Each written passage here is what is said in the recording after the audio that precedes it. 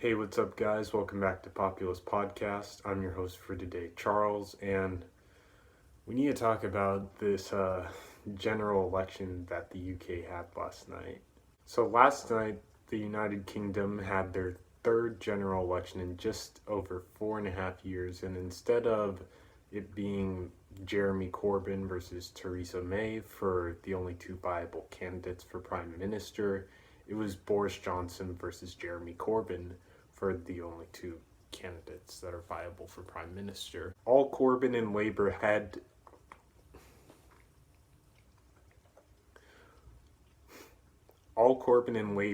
to do was stop the Tories from getting a majority, and this election would have been a success. But that's clearly not what happened. Labour suffered their worst defeat in terms of seat count in over 84 years. If you can't do the math, that year that I'm talking about is 1935, which was a good year for Labour in some sense. They won 102 seats to get up to 154 seats total. Labour is set to finish with losing 39 seats, bringing them down to 203. This is worse than their absolute battering at the hands of Maggie Thatcher, where they finished with 209 seats in 1983, and it's 1.8 points better than their paltry performance under Ed Miliband in 2015. So, not really a good night at all. The Conservatives, meanwhile, are set to have their highest seat total since 1987, winning 365 seats, and they're set to have their highest percent of the vote share total since 1979, winning 43.6%. So that begs the question, what exactly went so horribly wrong for Labour to do this bad? Well, the first thing that went wrong for Labour was that Boris Johnson actually steered a really tight ship this election. And this comes despite my absolute hatred for him and everything he stands for. But I have to just admit, he ran a really disciplined campaign with a really simplistic and easy message to get out there: get Brexit done. Furthermore, his handlers basically ensured that, since we all already know Boris isn't the sharpest knife in the drawer, that he didn't make any huge gaffes or huge mistakes, and they basically kept him behind closed doors so he wouldn't screw himself over. But there's always two sides of the same coin. Jeremy Corbyn, whether you like it or not, despite my complete love for the guy, he kind of let Labour down, and he's the reason why they lost so horrendously this election. Before I get called a neoliberal or a centrist or anything else ridiculous, allow me to explain. Jeremy Corbyn's campaign ran into three main problems as shown by polls and by the results. One was his own personal popularity that he ran into. Another one was his Brexit stance, and the third one was his inability to work with his rivals to stop the Tories from winning. The first problem that Jeremy Corbyn ran into, and the most fatal according to the polls, was that he was so deeply unpopular as leader. The man had a negative 40% net approval rating, and just under 1/4 of the country, not even 1/4 of the country, under 1/4 of the country liked him. Compare that to Boris Johnson, who had a net approval rating of negative 10% and 2/5 of the country approving of him, and you can kind of see the disparity. While neoliberals and centrists will just tell you that Corbyn ran too far to the left, well, his policy proposals were actually pretty popular.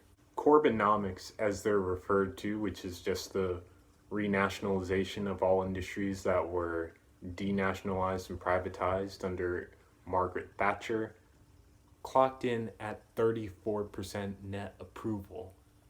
His taking on big businesses plan clocked in at 33% net approval. His wealth tax plan clocked in at 44% net approval.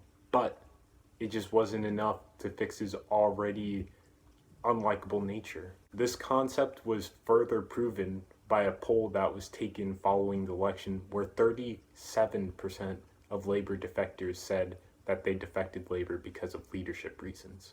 This just shows that it wasn't the fact that he was going too far left, it's just that he was not personally popular. The second problem that Corbyn ran into with this election was the fact that he changed his Brexit stance. In 2017, Labour's best result since 2001 in terms of vote share percentage, they had just as radical a manifesto as they had this year, with one key exception. In 2017 made it very clear that Labour was going to respect the referendum and that they would leave, but their policy for leave was a lot different from the Conservatives because Labour supported a Norway-style deal. Fast forward to present day, and Corbyn completely changed his stance.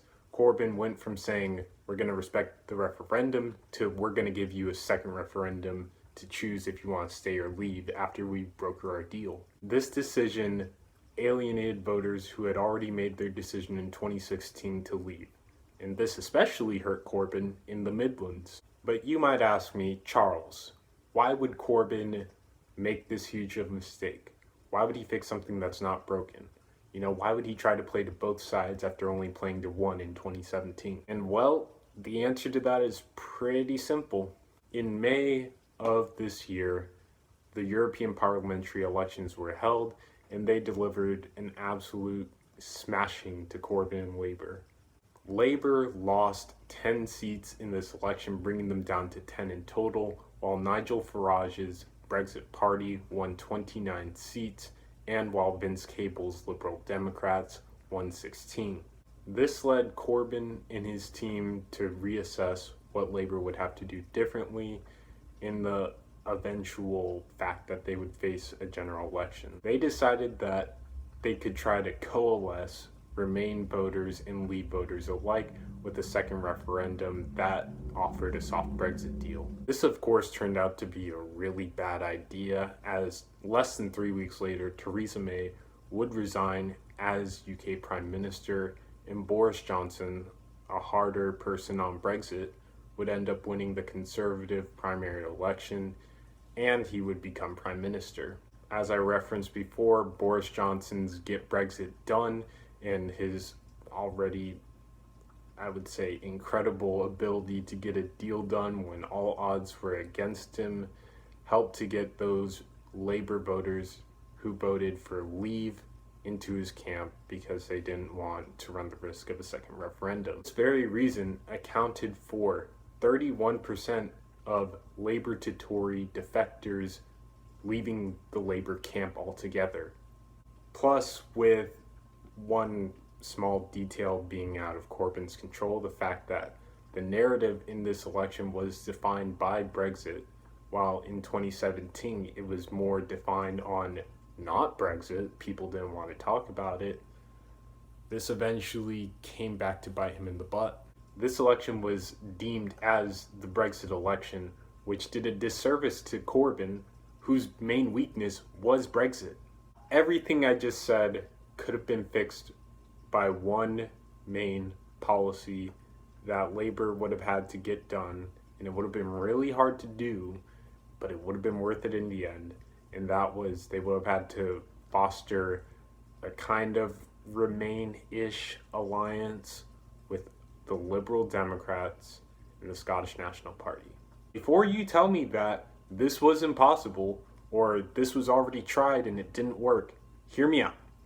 The two parties where Brexit was their ride or die, aka the Conservatives and the Brexit Party, won just over 14.6 million votes. Now compare this to the Brexit Light Labour Party, which was offering a way to remain, and the Scottish National Party, the Liberal Democrats, and the Greens, who were all pretty upfront about wanting to remain in the EU, and you get well over 16 million votes. If Corbyn was going to go down this strategy of trying to mitigate both sides, he would have needed to work with the Remainers a lot more to stop the Tories from winning. In fact, the reverse was true for the Tories and the Brexit Party. The Tories were able to foster a deal with the Brexit Party, who is already like a no deal party, so they don't like that Johnson was trying to force in a deal, even though it's not necessarily a really soft Brexit. In this deal, the Brexit Party promised that they would not put up any candidates in Tory held constituencies, and they would only put it up in Labour targeted constituencies. This pretty much wrapped it up for the Conservative Party, seeing as they wouldn't have to defend any of their seats to the right, and they could just challenge Labour to their right. And although what I'm about to say is not mathematically backed up, I have not done every single constituency. I'm just thinking about this from a national vote standard. I think it would have been possible for Labour to get a minority government in place if they would have just cut the deals. This deal would have been similar to what the Conservatives did with the Brexit Party, and it would have just been, look, if you're Labour talking to Liberal Democrats, we're not going to challenge any of your seats. You're not going to challenge any of our seats. We'll let you challenge for the Conservative seats that are in Remain districts, and we'll just challenge the Conservative seats in Leave districts. Furthermore, it would have been all but wrapped up if Labour could have done this with the SNP and the Greens as well, but it just didn't happen. Instead, we just got more petty partisan politics between Corbyn and Swinson, and I know Swinson wasn't exactly open to making a coalition with Corbyn, and I know that the SNP wanted a referendum within a year of Corbyn's government, but it still could have all been done. Now, this video is not denying the fact that the media was in fact very unfair to Jeremy Corbyn in his efforts to win Prime Minister this time around. That would actually be the farthest thing from true.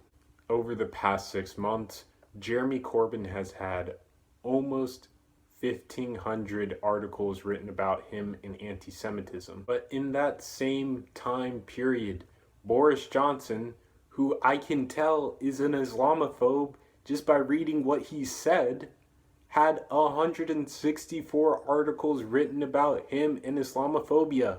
Furthermore, Corbyn had 272 articles written about him and the IRA, while Boris Johnson, who's literally helping Saudi Arabia carry out a genocide in Yemen, which is a huge war crime, had 2 articles written about that. Meanwhile, when Jeremy Corbyn leaked that Boris Johnson was going to put the NHS up for sale on the table with Donald Trump and the Americans, Jeremy Corbyn got called Putin's puppet because apparently it came from Russia. But at the same time, we have to look at this as Jeremy Corbyn still had the ability to help himself, and the factors I laid out were reasons why he didn't help himself. It's why he hurt himself.